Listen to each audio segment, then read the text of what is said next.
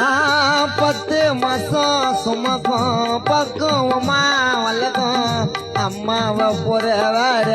உறவுது கிடைக்கும் அம்மா இல்லாமலே நானும் கடந்துட்டங்க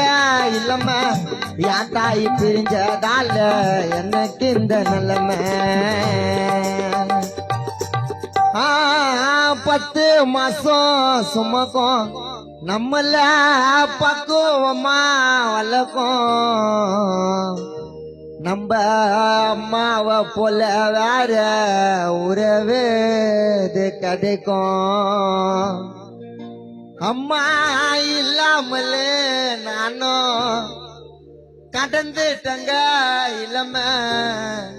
என் தாய் பிரிஞ்சதால எனக்கு இந்த நிலைமை ஆசைய தீர்க்கும் பிள்ளையாக இருப்பேன் நான் அம்மா